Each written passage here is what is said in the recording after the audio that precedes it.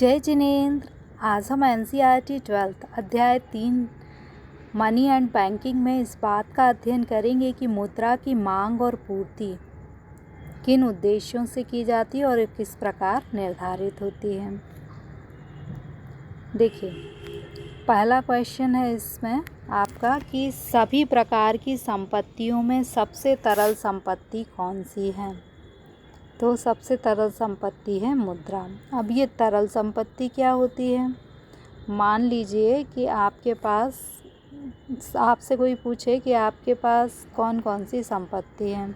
आप कहेंगे मेरे पास तो भाई एक साइकिल है, एक घर है और कुछ पैसे हैं। आप बताइए कि आप इन तीनों में से किससे सबसे जल्दी से कोई वस्तु खरीद सकते हैं। ऑब्वियसली आप रुपए से सबसे जल्दी वस्तु खरीद पाएंगे। क्यों? क्योंकि इसको तो बेचना पड़ेगा, फिर पैसे मिलेंगे तब वस्तु मिलेगी। इसमें भी ऐसे ही होगा, लेकिन इससे हम तुरंत विनिमय कर सकते हैं। तो जिससे हम तुरंत विनिमय कर सकते हैं, जल्दी से विनिमय के माध्यम के रूप में प्रयोग कर सकते हैं, उसे हम क्या कहते हैं? तरल संपत्ति। इसलिए मुद्रा क्या है? तरल संपत्ति है। अब तरल संपत्ति क्यों है मुद्रा, ये देखते हैं हम। पहला तो सार्वभौमिक रूप से स्वीकार। मुद्रा को लेने से कोई भी इनकार नहीं करता, सभी लोगों के लिए स्वीकार्य होती है। इससे विनिमय आसानी से हो जाता है। मुद्रा की अवसर लागत होती है। कैसे अवसर लागत होती है कि आपके पास पैसा है।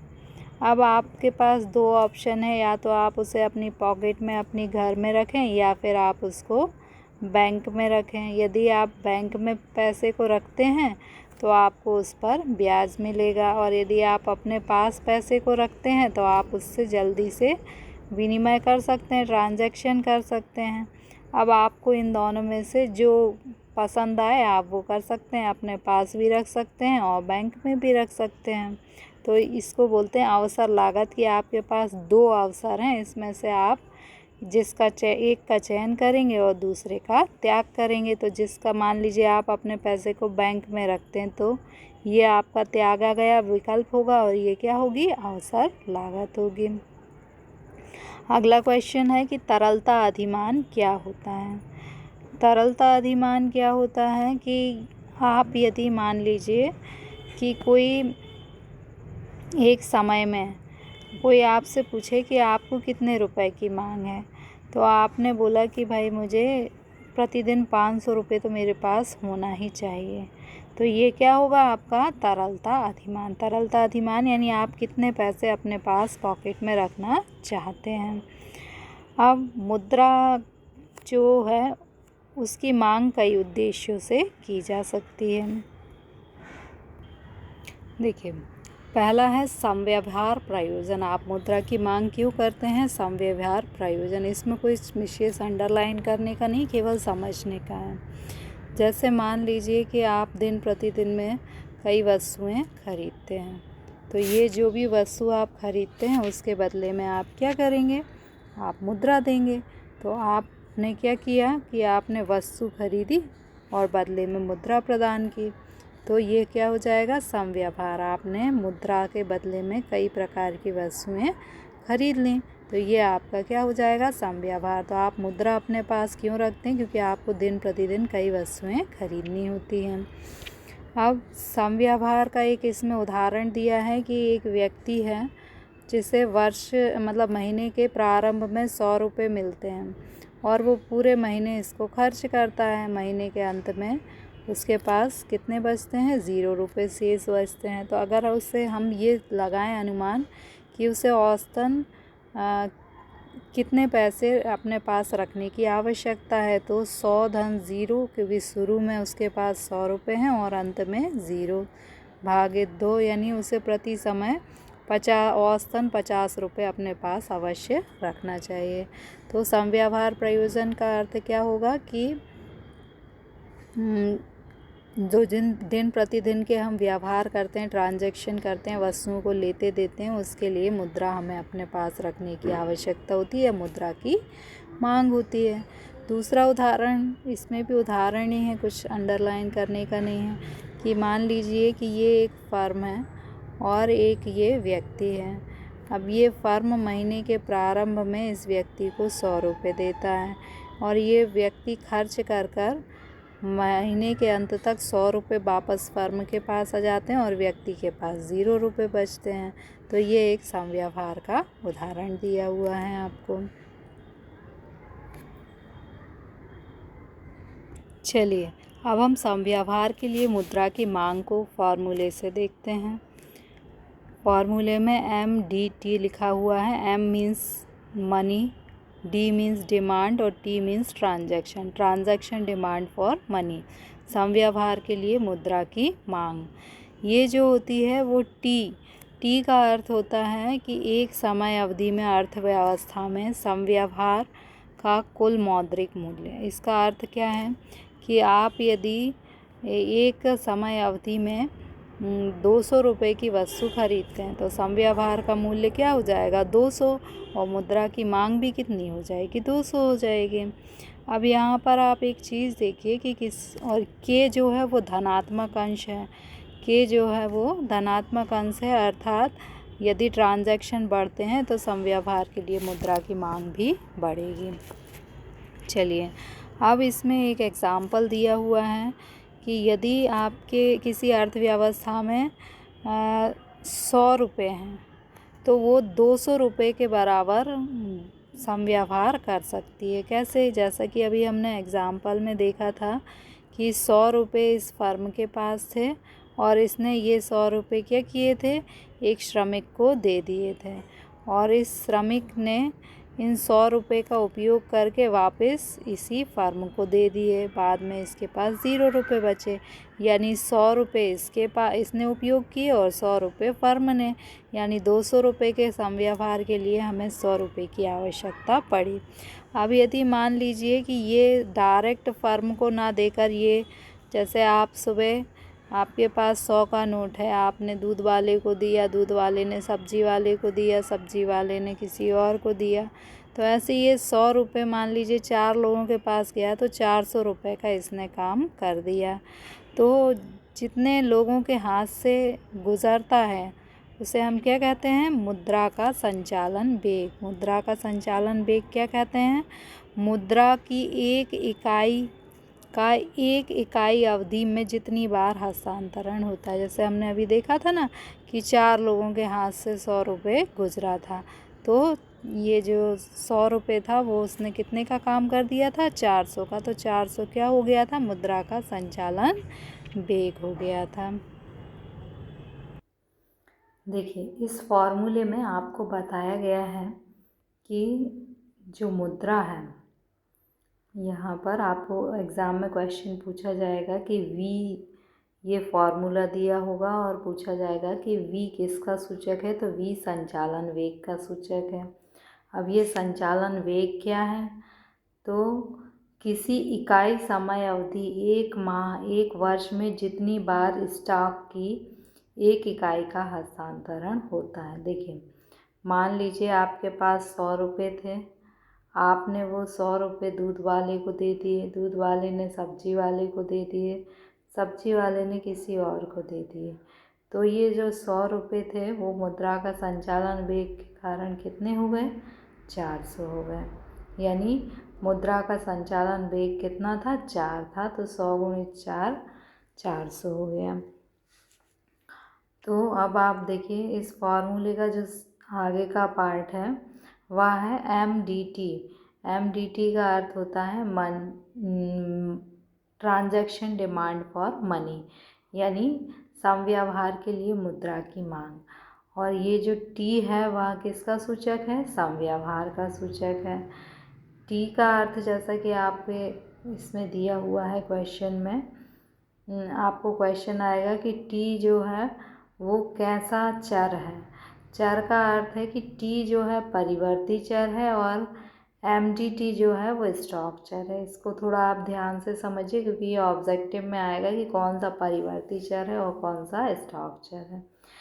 MDT मीन्स होता है कि समव्यवहार के लिए मुद्रा की मांग। तो समव्यवहार के लिए जो मुद्रा की मांग होती है वह स्टॉक चर है।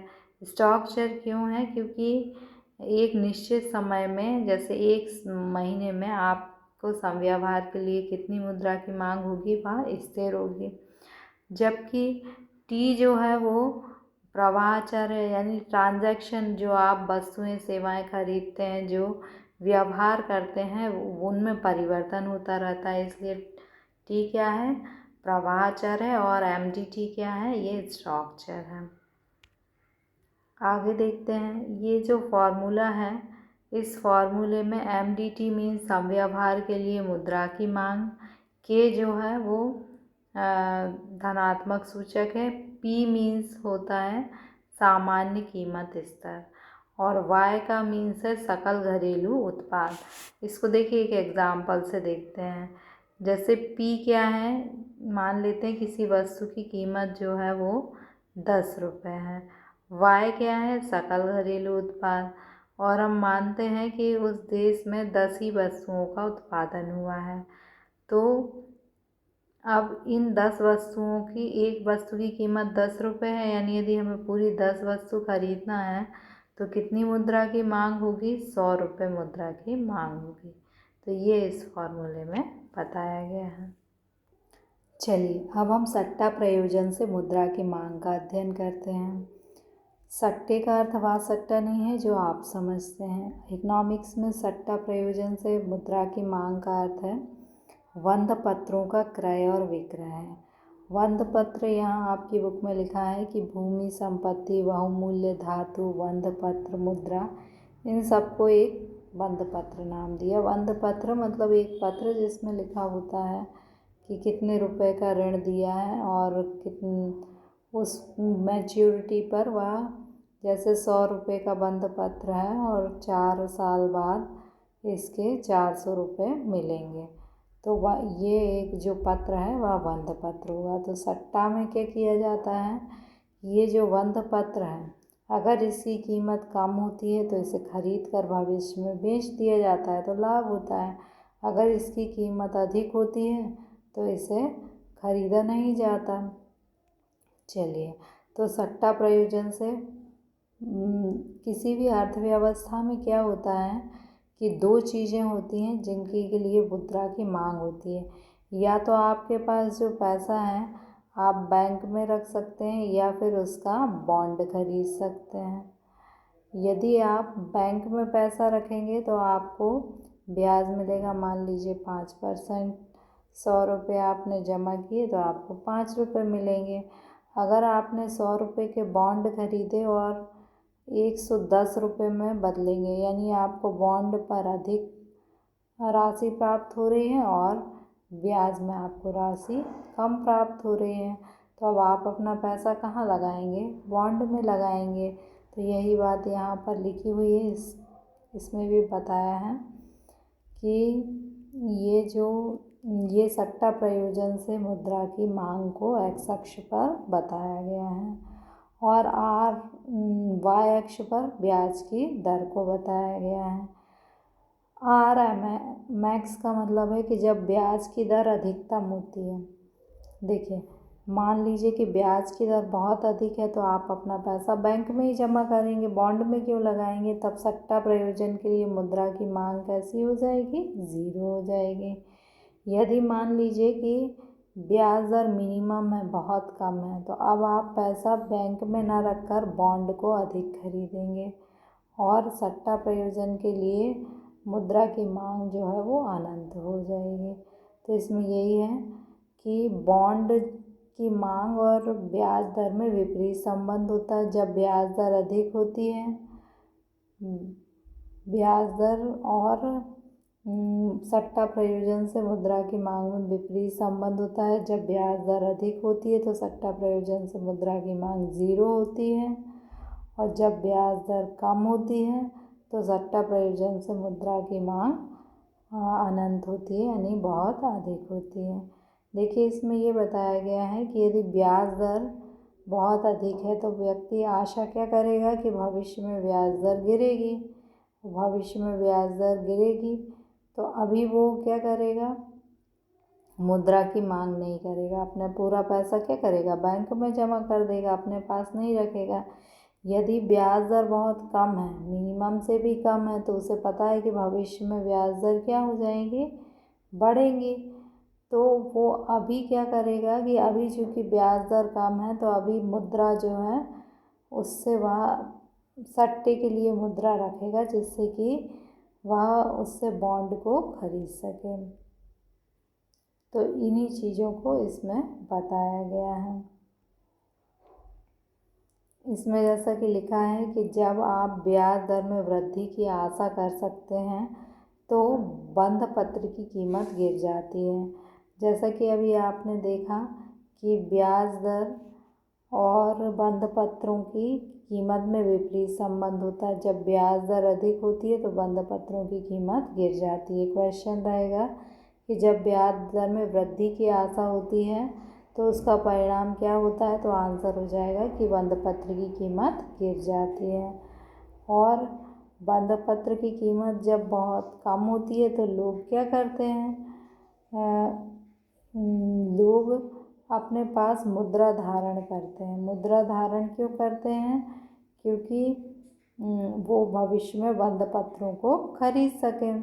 जब ब्याज दर बहुत ऊंची होती है, मान लीजिए ब्याज दर अधिक है, तो अब क्या परिणाम होगा कि हम यही आशा करेंगे कि भविष्य में ब्याज दर गिरेगी, और भविष्य में जब ब्याज दर गिरेगी तो व्यक्ति को पूंजीगत लाभ होगा, और पूंजीगत लाभ को कमाने के लिए वह क्या करेगा, मुद्रा को बंध पत्र में बदल लेगा और सट्टे के लिए मुद्रा की मांग में वृद्धि हो जाएगी।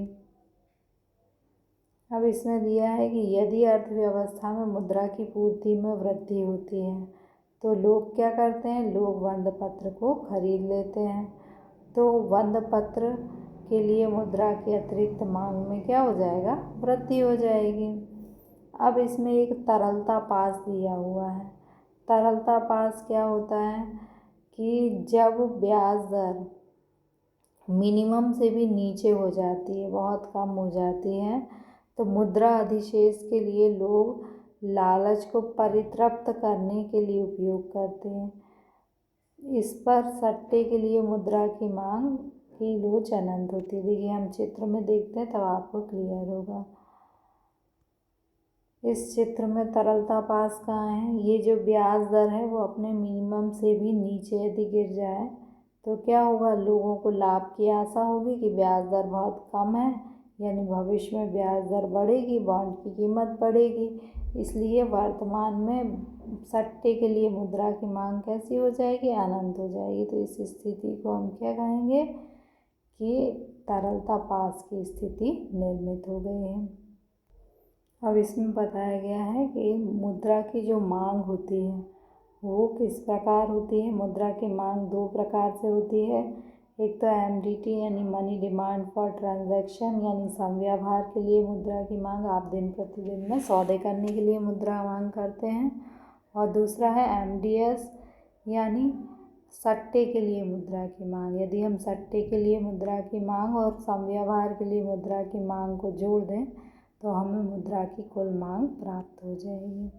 Okay, thank you.